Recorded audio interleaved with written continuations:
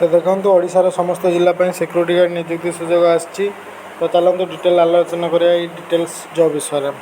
तो जॉब टी रोचे सिक्यूरीटी गार्ड जॉब जार नियुक्ति स्थान bank ATM medical plant apartment showroom गुड़िक नियुक्ति स्थान रही रूम मागणा रोचे खाइबार व्यवस्था रोचे से भाव में मिनिमम उच्चता 5 फुट 2 इंच एबव दरकार बॉयज मानकर गर्ल्स मानकर मिनिमम हाइट 5 फुट एबव आवश्यक। तो जो कैंडिडेट मैंने 10वीं पास करते हैं जॉब टी जॉइन करेंगे और 10th फेल पिला भी जॉब टी जॉइन करेंगे। तो यार दरमा रोचे 10,000 रु 14,000 8 घंटा शिफ्ट को एवं दरमा 14,000 रु 18,000 12 घंटा शिफ्ट को।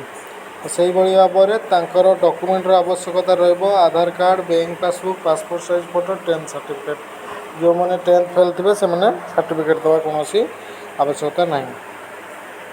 तो बहुत मेल एवं फिमेल जॉब टी आवेदन करेंगे।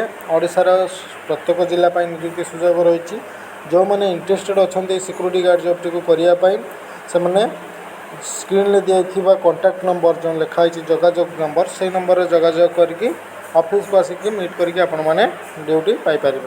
तो यही भाव में ओडिशार आसुवा समस्त जॉब्र नोटिफिकेशन पाइबापी ये चैनल टी सब्सक्राइब कर दिंतु एवं शेयर टी कर दिंतु शेयरटा कर दिंतु जो जॉब नीड थी आसिक जॉब टी कर।